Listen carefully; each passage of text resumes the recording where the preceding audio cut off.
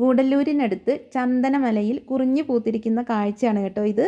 ഈ കുറിഞ്ഞി പൂക്കൾ ഒരുമിച്ച് കാണുന്നത് എന്തോ മനസ്സിന് വല്ലാത്തൊരു ആഹ്ലാദം. ഈ പൂക്കൾ അതുമാത്രമല്ല, ഈ പൂക്കൾ കാണണമെങ്കിൽ ഇനി ഒരുപാട് വർഷത്തോളം കാത്തിരിക്കേണ്ടി വരുന്നു. ഒന്നോ രണ്ടോ വർഷമൊന്നുമല്ല, നമ്മൾ വർഷത്തോളം ഇങ്ങനെ കാത്തിരിക്കേണ്ടി വരുന്നത് കൊണ്ട് തന്നെയാണ് ഈ പൂക്കൾ എവിടെയാണോ പൂത്തിട്ടുണ്ടെങ്കിൽ നമ്മുടെ മനസ്സിലോ അവിടെ എത്തിയിരിക്കണം എന്നുള്ള ഒരു ചിന്തയാണ്. അതുപോലെ തന്നെ ഈ പൂക്കളുടെ ഒരു പ്രത്യേകത എന്ന് പറയുമ്പോൾ ഇത് ഒരുമിച്ച് ഇങ്ങനെ കൂട്ടായിട്ട് ഇങ്ങനെ പൂക്കുന്നു. അതുമാത്രമല്ല, ഇതിങ്ങനെ ഈ പൂക്കളെന്നിങ്ങനെ വെച്ചിട്ടുണ്ടെങ്കിലും ഒരുപാട് ദിവസത്തോളം ഇതിങ്ങനെ വാടാതെ തന്നെ നിൽക്കുന്നു. നോക്കൂ, ഈ ഒരു കുറിഞ്ഞിപ്പൂക്കൾ എന്തു മനോഹരമാണെന്ന് നോക്കൂ. എന്താണെങ്കിലും ഈ കുറിഞ്ഞിപ്പൂക്കൾ ഉള്ള സ്ഥലം ഞാൻ പറഞ്ഞുതരാം. ഇത് ഗൂഡല്ലൂരിൽ നിന്നും പോകുമ്പോൾ നമ്മൾ എല്ലമല എന്ന് പറയുന്ന സ്ഥലത്തിൽ നിന്നും ഏലമലയിലേക്ക് പോകുന്ന ആ ഒരു ഭാഗത്തിൽ നിന്ന് ഇപ്പുറത്തേക്ക് ചന്ദനമല എന്ന ഒരു സ്ഥലമുണ്ട്.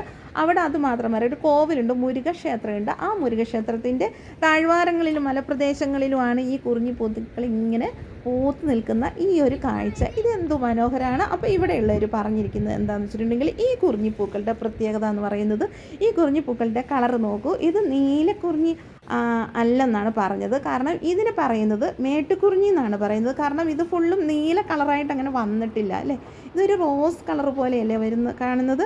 അപ്പോൾ ഇവിടെ ഉള്ള അവരോട് പറഞ്ഞതാണ് ഇത്, അതായത് ഇത് മേട്ടുകുറിഞ്ഞി എന്നാണ് പറഞ്ഞത്. എന്താണെങ്കിലും ഈ പൂത്ത് നിൽക്കുന്ന ഈ മനോഹരമായ ഒരു കാഴ്ചയുണ്ടല്ലോ, ഇത് ഭയങ്കര രസമാണ്. ഞങ്ങളിവിടെ വന്ന ദിവസം നല്ല അത്യാവശ്യമായിട്ട് കഴിഞ്ഞ ദിവസം തന്നെ നല്ല മഴയുണ്ടായിരുന്നു. അപ്പോൾ മഴ ഉണ്ടായിരുന്നപ്പോൾ ഒരു തോർച്ച കിട്ടിയപ്പോഴാണ്, മഴ ഇല്ലെങ്കിലും ഇവിടെ നല്ല കോടയുള്ള ഒരു സമയമാണ് കേട്ടോ. നല്ല കോടയാണ്, മഴയും ഒരുവിധം പെയ്യുന്നുണ്ട്. എന്നാലോ ആൾത്തിരക്ക് അങ്ങനെ ഇല്ല. ഇവിടെ അങ്ങനെ ആൾക്കാർ എത്തി തുടങ്ങിയിട്ടില്ല എന്നാണ് എനിക്ക് തോന്നുന്നത്. കാരണം ഇവിടുത്തെ പ്രത്യേകത എന്ന് പറയുമ്പോൾ ഇവിടെ ഒരു മുരുകക്ഷേത്രമുണ്ട്.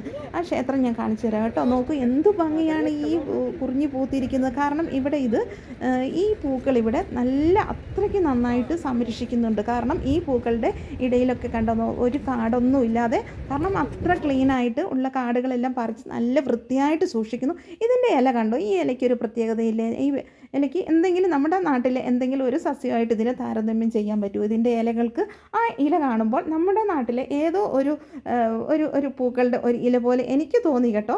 എന്താണെങ്കിലും ആ പൂക്കളുടെ കാര്യം ആ പൂവിൻ്റെ ഇലയുടെ കാര്യം ഞാനിവിടെ പറയുന്നില്ല. കാരണം അത്രയ്ക്ക് ഭംഗിയാണ് ഈ പൂക്കൾ. നോക്ക് എന്തൊരു ഭംഗിയാണെന്ന് വെച്ചിട്ടുണ്ടെങ്കിൽ. പക്ഷേ ഇതിങ്ങനെ ഒറ്റയ്ക്കായി കാണുമ്പം അത്ര ഭംഗിയൊന്നുമില്ല. ഇങ്ങനെ കൂട്ടമായിട്ട് ഇങ്ങനെ കാണുമ്പോൾ നമ്മുടെ മനസ്സിന് ആഹ്ലാദിക്കുന്ന ആ ഒരു ഇതില്ലേ നമുക്ക്, ആ എല്ലാം നമ്മൾ മറന്നു പോയിട്ട് എല്ലാം അങ്ങനെ ഒരു ഭയങ്കര ഒരു രസമാണ് കേട്ടോ. എന്തും മനോഹരമാണ്. പ്രത്യേകിച്ച് നീലഗിരി കുന്നുകളിൽ നമ്മുടെ ഓരോ പാട്ടുകളിലൊക്കെ നീലഗിരി കുന്നുകൾക്ക് നീലക്കുറിഞ്ഞി പൂക്കൾ ഈ പേര് അങ്ങനെയാണ് പറയുന്നത്. ഈ പേര് വന്നത് തന്നെ ഈ നീലഗിരി കുന്നിൻ മുകളിൽ നീലക്കുറിഞ്ഞികൾ പൂക്കുന്നത് കൊണ്ട് തന്നെയാണ് നീലഗിരി എന്ന പേര് പോലും വന്നതെന്നാണ് പറയുന്നത്. സാധാരണ എന്ന് വെച്ചിട്ടുണ്ടെങ്കിൽ ഈ നീലക്കുറിഞ്ഞികളുടെ പ്രത്യേകത എന്ന് പറഞ്ഞിട്ടുണ്ടെങ്കിൽ എന്താണ്, ഇത് 450 പരം നീലക്കുറിഞ്ഞികൾ ഉണ്ടെന്നാണ് പറയുന്നത്. അതിൽ 40% ഇന്ത്യയിലാണെന്നാണ് പറയുന്നത്. അതുമാത്രമല്ല, അതും പശ്ചിമഘട്ടത്തിൽ ഏതാണ്ട് സമുദ്രനിരപ്പിൽ നിന്നും 1200 കിലോമീറ്റർ ഉയരത്തിലാണ് ഈ നീലക്കുറിഞ്ഞികൾ പിന്നെ ഉണ്ടാകുന്നതെന്നാണ് പറയുന്നത്. അപ്പോൾ അങ്ങനെയുള്ള ഈ നീലക്കുറിഞ്ഞികൾ, ഇത്രയും വർഷങ്ങളോളം കാത്തിരിക്കേണ്ടി വരുന്ന ഈ നീലക്കുറിഞ്ഞികൾ പൂക്കുമ്പോൾ എന്താണെങ്കിലും നമുക്ക് എവിടെ ആണെങ്കിലും എന്താ വെച്ചിട്ടുണ്ടെങ്കിൽ ഒരു ആഹ്ലാദം ഉണ്ടാകില്ലേ ഈ നീലക്കുറിഞ്ഞികൾ കാണണമെന്നുള്ള ഒരു പൂക്കൾ. പക്ഷേ ഇത് നീലക്കുറിഞ്ഞി ആണെങ്കിലും ഇല്ലെങ്കിലും ഇത് എത്ര മനോഹരമാണെന്ന് പറയാമല്ലോ. ഇവിടെ എത്തിയാൽ മാത്രമേ. ഇപ്പോൾ ഇന്ന് ഞങ്ങൾ വരുന്ന ദിവസം നല്ല മഴയായിരുന്നു, അത് മാത്രമല്ല നല്ല മഞ്ഞും ഉണ്ടായിരുന്നു. എന്നാലും നമ്മൾ അതൊന്നും മൈൻഡാക്കാതെ നമ്മൾ എന്ത് ചെയ്യുന്നു, ഈ കുറിഞ്ഞിയുടെ ഫോട്ടോസൊക്കെ എടുക്കാനും ഇത് കാണാനും ഒക്കെ ആയിട്ട് നല്ല. അത് മാത്രമല്ല, ഈ പിന്നെ ചന്ദനമല എന്ന് പറയപ്പെടുന്ന ഈ ഒരു മലനിരവ് നല്ല ഒരു ഭയങ്കര ഒരു പ്രത്യേകതയുള്ളൊരു സ്ഥലമാണ് കേട്ടോ. ഇവർ പറയുന്നത് അധികം ടൂറിസ്റ്റുകൾ ഇവിടെ അങ്ങനെ എത്തപ്പെടാത്ത ഒരു സ്ഥലമാണെന്നാണ് പറയുന്നത്. കാരണം ഇവിടെ ഈ നീലക്കുറിഞ്ഞി പൂക്കുന്ന സമയത്ത് മാത്രമേ ഇങ്ങനെ ആൾക്കാരിങ്ങനെ അവിടങ്ങളിലുള്ള ആൾക്കാരിങ്ങനെ എത്തുന്നുള്ളൂ എന്നാണ് പറഞ്ഞത്. കാരണം അത്രയ്ക്ക് ടൂറിസ്റ്റ് പ്ലേസ് അല്ല, അതുകൊണ്ട് തന്നെയാണെന്നാണ് തോന്നുന്നത്. ഈ പൂക്കൾ ഇങ്ങനെ നല്ല ഒരു ഫ്രഷോട് കൂടി കണ്ട ഇവിടെ നിൽക്കുന്നത് എന്തൊരു ഭംഗിയാണ്. ഇതിൻ്റെ ഇടയിൽ ഇങ്ങനെ പുല്ലും കാടുകളൊക്കെ ഉണ്ടെങ്കിലും അതൊക്കെ എന്താണ് അവർ പറിച്ച് നല്ല ക്ലീനാക്കി ഇവിടെ അത് സംരക്ഷിച്ചിട്ടുണ്ട്. അതുപോലെ തന്നെ ഇത് പറയുന്നത് ഈ നീലക്കുറിഞ്ഞി നമ്മുടെ സംരക്ഷിത സസ്യങ്ങളുടെ പട്ടികയിൽ കേന്ദ്ര സർക്കാർ നീലക്കുറിഞ്ഞിയെ ഉൾപ്പെടുത്തിയിട്ടുണ്ട്.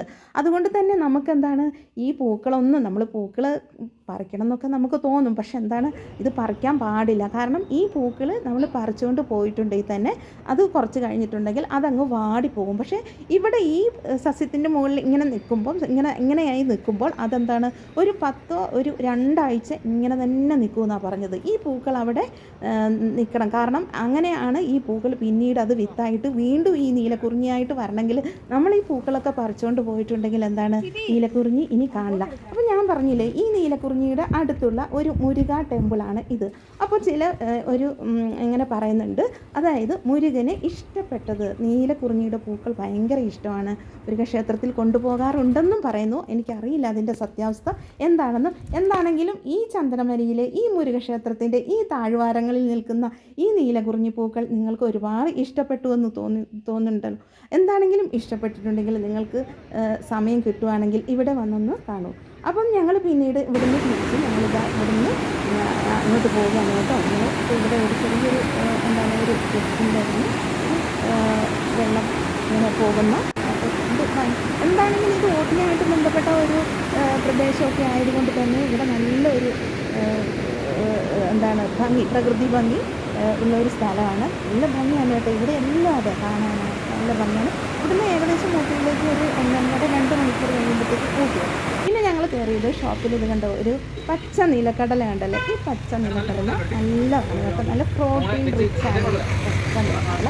എന്താണെങ്കിലും പോയതല്ലേ എന്ന് പറഞ്ഞിട്ട് ഗൂഡല്ലൂരിൽ നിന്ന് നമ്മൾ ഇതും മേടിച്ചിട്ട് നമ്മൾ വീട്ടിൽ കൊണ്ടുവന്ന് നമ്മളിത് ഒന്ന് പുഴുങ്ങാണ് കേട്ടോ. എന്താണെങ്കിൽ ഇങ്ങനെ ഈ പച്ചക്കടല കഴിക്കുന്നത് ഭയങ്കര പ്രോട്ടീൻ കിട്ടും. അതുകൊണ്ട് തന്നെ നമ്മൾ നന്നായിട്ട് കഴുകി നല്ലോണം വൃത്തിയായിട്ട് കഴുകിയിട്ട് 2-3 പ്രാവശ്യം, കാരണം അതിൽ നല്ല മണ്ണൊക്കെ ആയിരുന്നു, നന്നായിട്ട് അത് വൃത്തിയായിട്ട് കഴുകി കഴിഞ്ഞിട്ട്.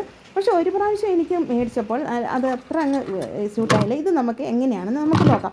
എന്താണെങ്കിൽ നന്നായി വൃത്തിയായിട്ട് 3 പ്രാവശ്യം കഴുകിയിട്ട് കുക്കറിലിട്ടുകയാണ് ചെയ്യുന്നത്. ഒരു കുക്കറിലിട്ടിട്ട് ഒരു കണ്ടില്ലേ, നല്ല ഒരുപാട് ചെളിയൊക്കെ ഉണ്ട്, നന്നായിട്ട് കഴുകി. കിലോ 100 രൂപയാണ് കൊടുത്തത്. എന്താണെങ്കിൽ നല്ല വൃത്തിയായിട്ട് കഴുകിയിട്ട് ഇത് നമുക്കിനി കുക്കറിൽ ഇടാം. കുക്കറിലിട്ടിട്ട് സമം വെള്ളമൊക്കെ ആയിട്ട് നമ്മൾ ഒന്ന് വേവിക്കാം. ഇത് കണ്ടോ, എല്ലാം ഫ്രഷ് കടലയാണ്. അപ്പോൾ നമ്മൾ മേടിക്കുമ്പോൾ ശ്രദ്ധിക്കുക, പിന്നെ കേടായ കടലയാണെങ്കിൽ നമ്മൾ ഒരു ടേസ്റ്റും ഉണ്ടാകത്തില്ല നമുക്ക്.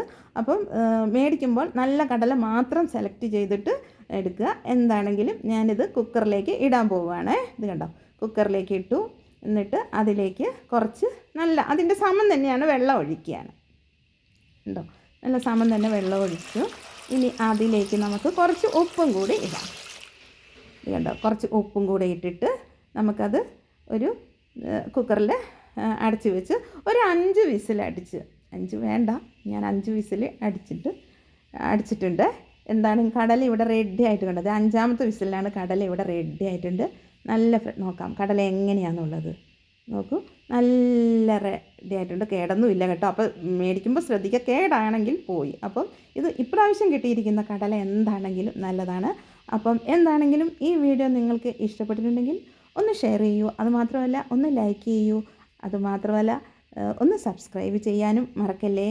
Okay, thank you.